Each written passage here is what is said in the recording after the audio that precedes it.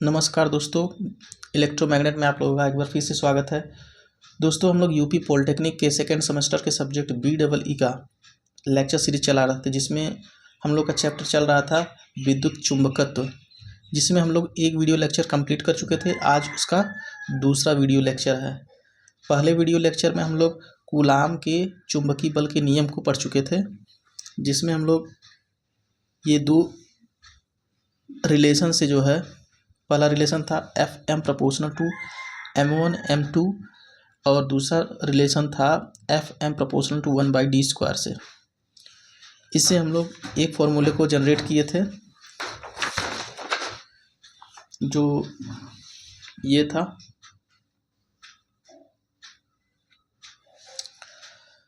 Fm बराबर μ0/4π M1 M2/d² Newton. यह क्या होता है? यह चुंबक के दो चुंबकीय ध्रुवों के बीच लगने वाला आकर्षण अथवा प्रतिकर्षण बल प्राप्त करने का एक फॉर्मूला होता है, जिसे कूलाम ने दिया था। इसका मात्रक होता है न्यूटन, जहाँ ये म्यू क्या है? निर्वात या वायु की चुंबकशीलता है, जिसका मान होता है 4π × 10⁻⁷ न्यूटन मीटर स्क्वायर प्रति वेबर स्क्वायर। इसका मात्रक आप लोग बहुत ध्यान से देख लीजिए। इसका मात्रक होता है μ0 का, केवल मात्रक है ये μ0, अर्थात निर्वात या वायु की चुंबकशीलता। इसका मात्रक क्या है? न्यूटन मीटर स्क्वायर प्रति वेबर स्क्वायर है। और इसका मान कितना होता है? 4π × 10⁻⁷ न्यूटन मीटर स्क्वायर प्रति वेबर स्क्वायर। इसके आगे का हम लोग आज पढ़ेंगे।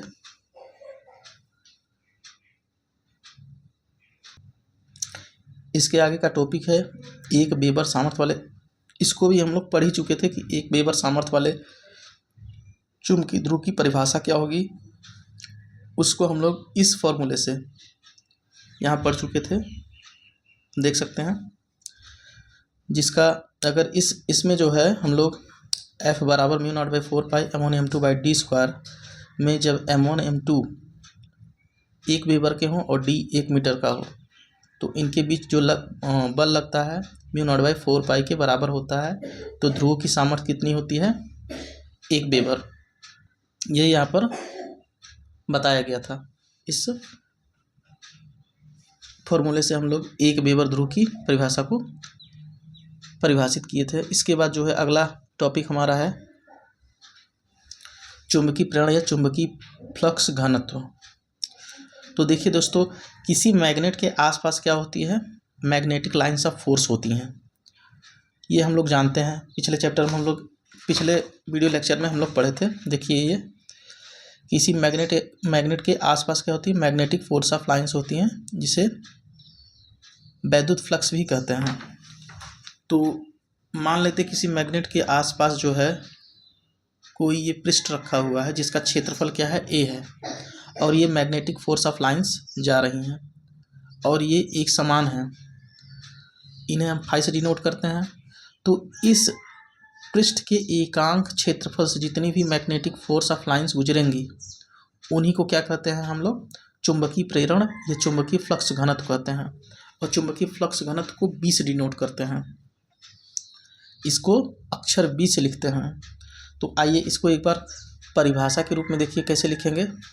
चुंबकीय क्षेत्र में रखे किसी काल्पनिक पृष्ठ के लंबवत, यानी जो ये काल्पनिक पृष्ठ है, इसके लंबवत एकांक क्षेत्रफल से गुजरने वाली बल रेखाओं की संख्या को उस पदार्थ के अंदर चुंबकीय फ्लक्स घनत्व कहलाता है। इसे B से प्रदर्शित करते हैं। यहाँ देख सकते हैं B बराबर 5/A। यदि इसका क्षेत्रफल A है तो A से डिवाइड करेंगे तो ये B का मान क्या होगा? प्रति एरिया के अंतर्गत आ जाएगा, अर्थात एकांक क्षेत्रफल के अंतर्गत आ जाएगा। तो B का मात्रक क्या होता है? इसका मात्रक वेबर होता है, इसका मात्रक मीटर स्क्वायर होता है। तो B का मात्रक हो जाएगा वेबर प्रति मीटर स्क्वायर। इस तरीके से हम लोग चुंबकीय प्रेरण या चुंबकीय फ्लक्स घनत्व को परिभाषित करते हैं और इसको इस चित्र से आसानी से समझ सकते हैं। इसके बाद अगला टॉपिक हमारा है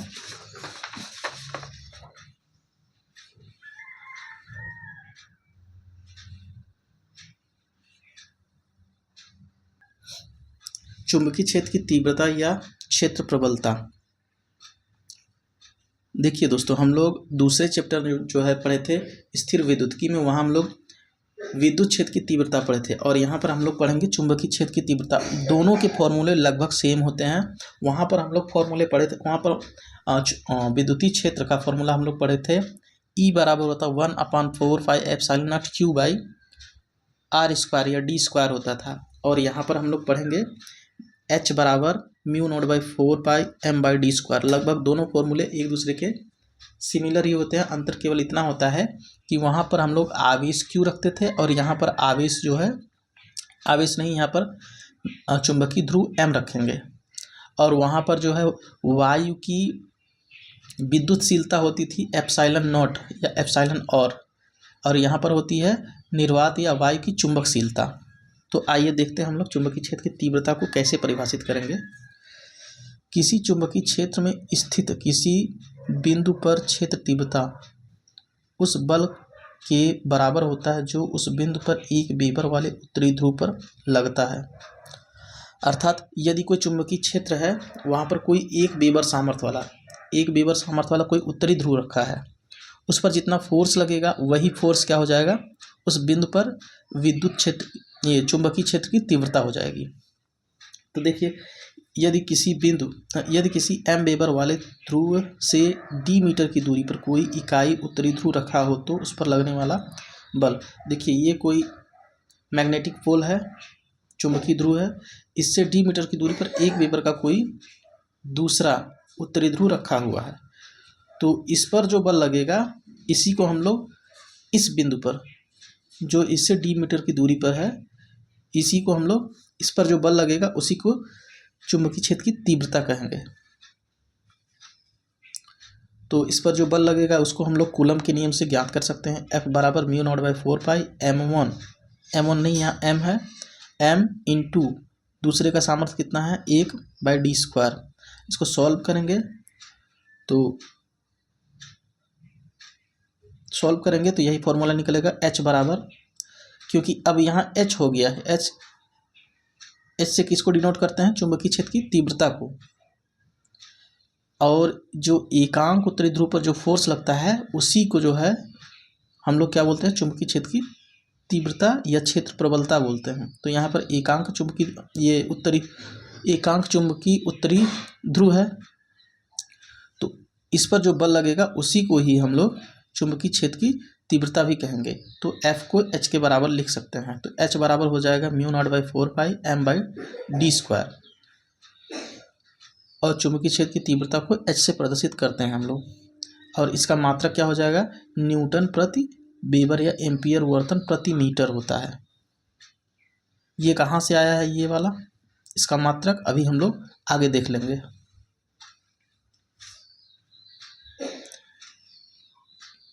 इसके बाद अगला टॉपिक है हमारा निरपेक्ष चुंबकशीलता, एब्सोल्यूट परमिबिलिटी।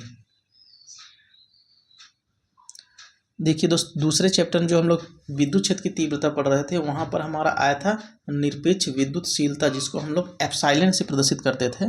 और यहाँ पर आया हमारा निरपेक्ष चुंबकशीलता, जिसको हम लोग म्यू से प्रदर्शित करते हैं। तो इसको किस प्रकार से डिफाइन करेंगे, इसको हम लोग देख लेते हैं।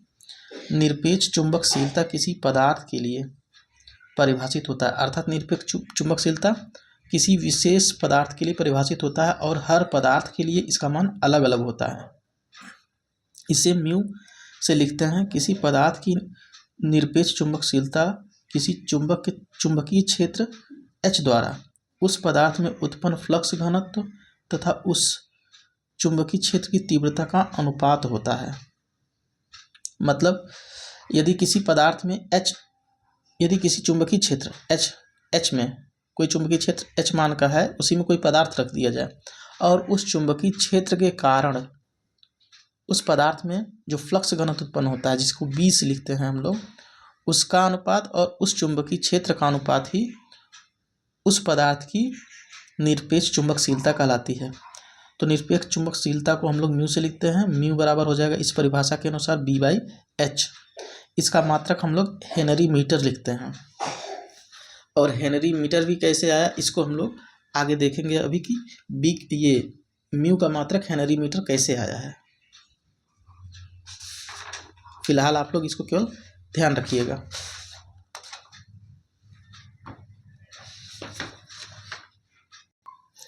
इसके बाद आता है हमारा सापेक्ष विद्युत नहीं, यहाँ पर चुंबकीशीलता रहेगा, चुंबकशीलता, क्योंकि हम लोग चुंबकीय पदार्थ के बारे में पढ़ रहे हैं। तो यहाँ पर सापेक्ष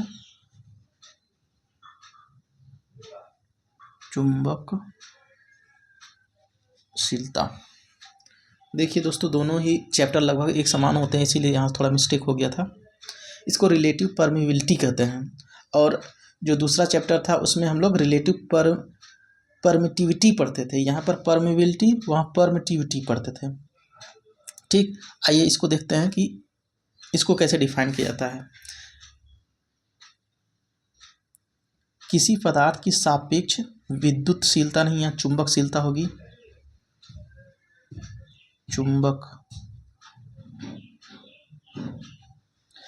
किसी पदार्थ की सापेक्ष चुंबकशीलता किसी नियत मान के चुंबकीय क्षेत्र द्वारा उस पदार्थ में उत्पन्न फ्लक्स घनत्व तथा उसी चुंबकीय क्षेत्र के कारण वायु या निर्वात में उत्पन्न चुंबकीय फ्लक्स घनत्व का अनुपात होता है।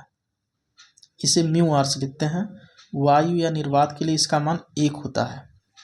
देखिए दोस्तों, यहाँ बोला गया है यदि किसी चुंबकीय क्षेत्र द्वारा किसी पदार्थ में, यदि कोई चुंबकीय क्षेत्र है, मान लेते, देखिए ये हमारा चुंबकीय क्षेत्र है, ये चुंबक दिया हुआ है, यहाँ पर ये मैग्नेटिक फोर्स ऑफ लाइन्स गई हुई हैं। इसी में हम लोग किसी पदार्थ को रख दें, यहाँ पर कोई पदार्थ रख दें, तो इस चुंबकीय क्षेत्र के कारण जो इसमें जो है फ्लक्स घनत्व उत्पन्न होगा, और इसी में से इसी चुंबकीय क्षेत्र में से हम लोग इसको हटा लें और निर्वात कर दें। अब जो फ्लक्स घनत्व उत्पन्न होगा, इन दोनों का अनुपात ही क्या होता है, सापेक्ष चुंबकशीलता होता है। इसे म्यू आर से लिखते हैं। देखिए क्या होता है म्यू आर। यदि किसी चुंबकीय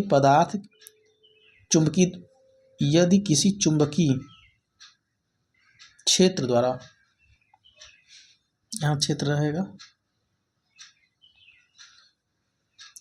यदि किसी चुंबकीय क्षेत्र द्वारा किसी पदार्थ में उत्पन्न फ्लक्स घनत्व Bm है तथा निर्वात में उत्पन्न फ्लक्स घनत्व B नॉट है उसी चुंबकीय क्षेत्र द्वारा, तो म्यू आर का मान क्या हो जाएगा, B पदार्थ में और B निर्वात या वायु में। तो इसको हम लोग लिखते हैं B इन मटेरियल और B इन स्पेस या फिर एयर।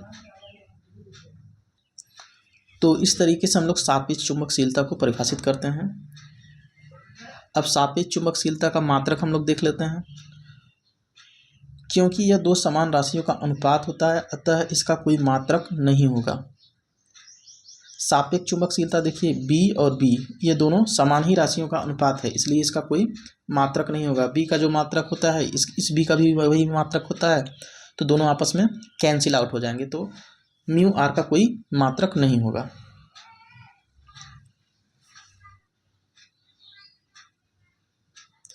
इसके बाद अगला टॉपिक हमारा है चुंबकीय क्षेत्र की तीव्रता, जिसे एस से डिनोट करते हैं, तथा चुंबकीय बल में संबंध क्या होता है इसको हम लोग देखेंगे।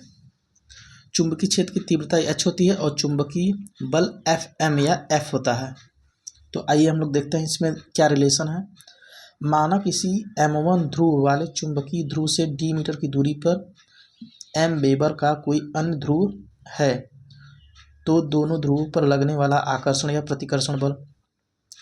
देखिए यहाँ पर m1 कोई पोल है और m यहाँ पर कोई पोल है, चुंबकीय ध्रुव है, तो इन दोनों के बीच जो बल लगेगा, उसको हम लोग कूलाम के नियम से ज्ञात कर सकते हैं। तो इसको हम लोग F बराबर mu naught by 4 pi m1 m by D square लिख सकते हैं। यही जो है कूलाम का नियम है। तो अब क्या देखिए, इसको थोड़ा सा परिवर्तित करके लिखेंगे। F बराबर mu naught by 4 pi m1 by D square को एक जगह कर लेंगे और m को उसका बगल में कर देंगे। अब ये इतना पूरा क्या होता है, इतना पूरा होता है हमारा H। इसको हम लोग देखे थे, दिखाते हैं अभी आपको। यहाँ देखिए H बराबर होता है म्यू नॉट बाई 4πm/d²। इतना जो है H के बराबर होता है, इतना। तो यहाँ पर देखिए यही चीज लिखा हुआ है, तो यहाँ पर हम लोग H लिख सकते हैं। तो F बराबर HM न्यूटन, यही जो है चुंबकीय क्षेत्र की तीव्रता और चुंबकीय बल में यही रिलेशन होता है। इसके बाद अगला टॉपिक है चुंबकीय विभव, मैग्नेटिक पोटेंशियल। हम लोग दूसरे चैप्टर इलेक्ट्रोस्टैटिक में क्या पढ़े थे हम लोग, विद्युत विभव, जहाँ पर पढ़े थे हम लोग V बराबर होता 1/4πε0 Q/d।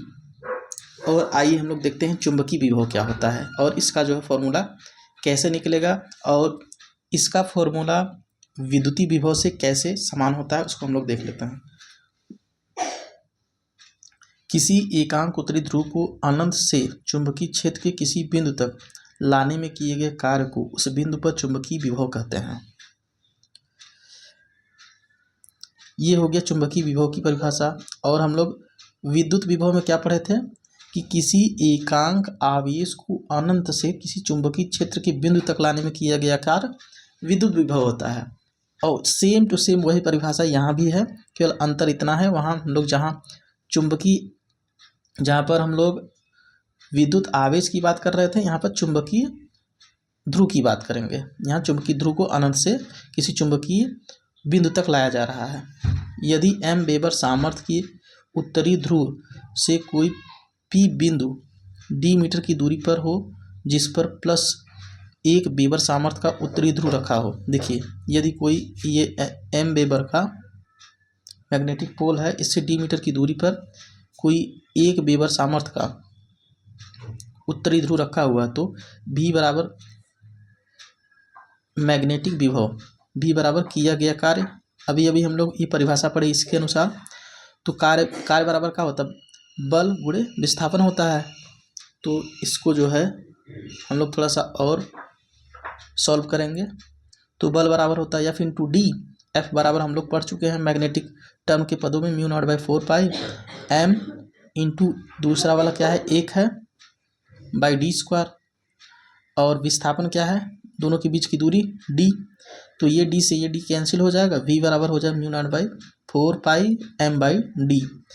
और जबकि देखिए ये हो गया हमारा चुंबकीय विभव।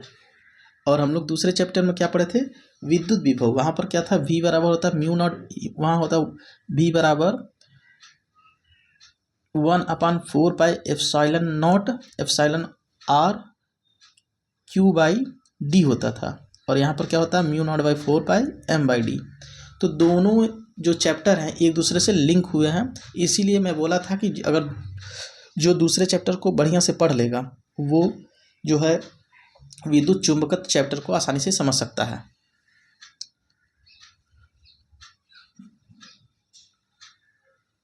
इसके बाद इसमें अगला टॉपिक है चुंबकीय फ्लक्स घनत्व तथा चुंबकीय क्षेत्र की तीव्रता में संबंध। चुंबकीय फ्लक्स घनत्व को हम लोग लिखते हैं B से और चुंबकीय क्षेत्र की तीव्रता को लिखते हैं H से। इन दोनों में क्या संबंध होता है आइए देखते हैं। देखिए हम लोग जानते हैं B बराबर 5/a होता है, ये पहले पढ़ चुके हैं, अभी पढ़े हैं। और तो हम लोग इसको लिख सकते हैं B प्रोपोर्शनल टू 5। अगर a कांस्टेंट हो तो B प्रोपोर्शनल टू 5 लिख सकते हैं, इसको समीकरण 1 मान लेंगे। और H बराबर अभी हमने पढ़ा कि म्यू नॉट बाई 4πm/d² होता है। इसमें भी अगर ये तो कांस्टेंट है ही, अगर इस d को भी हम लोग स्थिर मान लें तो H प्रोपोर्शनल टू m हो जाएगा। और कल ही हमने पढ़ा था कि फाई बराबर m होता है, जो मैग्नेटिक फोर्स ऑफ लाइन होती है, 1 वेबर ध्रुव सामर्थ्य एक मैग्नेटिक फोर्स ऑफ लाइन के बराबर होती है। तो फाई बराबर m लिख सकते हैं। तो इन उपरोक्त तीनों संबंधों से हम लोग लिख सकते हैं B proportional to H, B proportional to H, या B बराबर लिख सकते हैं म्यू H, B बराबर म्यू H। और अब लिख सकते हैं म्यू बराबर B/H, जो क्या होती है निरपेक्ष चुंबकशीलता होती है। यही जो है B और H में संबंध होता है, अभी हम लोगों ने पढ़ा था। देखिए ये म्यू बराबर क्या होता है B/H, जिसे निरपेक्ष चुंबकशीलता कहते हैं। अभी थोड़ी देर पहले हम लोग इसके बारे में पढ़े हैं। तो बी और एच में यही संबंध होता है।